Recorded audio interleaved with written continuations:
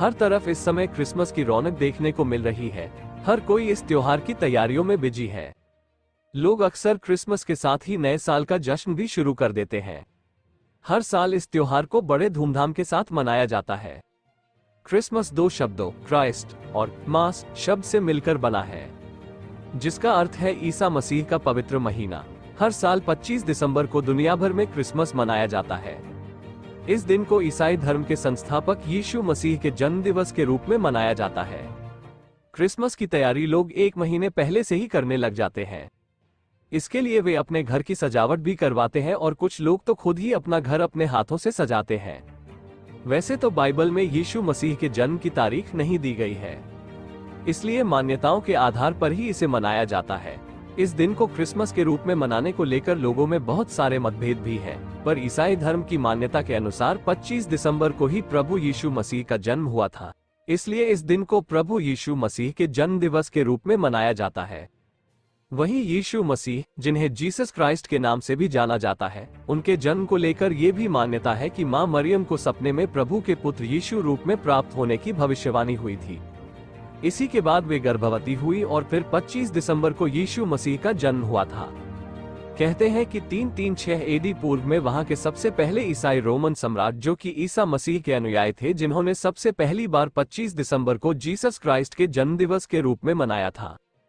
आगे चलकर कुछ सालों बाद पोप जूलियस ने इस दिन को जीसस क्राइस्ट के जन्म दिवस के रूप में मनाने की आधिकारिक घोषणा भी कर दी। तभी से 25 दिसंबर को जीसस क्राइस्ट के जन्म दिवस के रूप में मनाने की परंपरा चली आ रही है। हालांकि इस विषय पर आगे भी विवाद बना रहा, लेकिन ये भी सच है कि मान्यताओं के आधार पर इसी दिन को क्रिसमस के रूप में मनाया जाता है। क्रिसमस का पर्व जिले में धामधाम से मनाया गया। गोपीगंज के सीएनआई चर्च में प्रभु यीशु का जन्मदिन बड़े ही उत्साह के साथ मनाया गया और एक दूसरे को बधाई दी गई। सोमवार की रात में प्रभु यीशु मसीह के जन्म दिवस पर गोपीगंज चर्च के सभी सदस्यों और आसपास के लोगों ने सम्मिलित होकर हर्षोल्लास के साथ जन्म दिवस मनाया। इस मौके चर्च के पादरी अजीत ओलिवर फ्रांसिस ने कहा कि बड़ा दिन क्रिसमस प्रभु यीशु मसीह का जन्मदिन आज फिर हमें याद दिलाने आया है कि वह गरीबों, दलितों, बेसहारा लोगों को सहारा देने को आया। वह सबका प्रभु और उद्धार करता है। हमें कभी दुखी नहीं होना है। हम एक दूसरे को प्रेम, आदर और सम्मान दें। हम सबको मिलकर इस संसार के हर जन जो सुखी बनाना है। प्रभु यीशु मसीह सदा हमारे। मेरा नाम रेवरेंड अजीत ओलिवर फ्रांसिस है।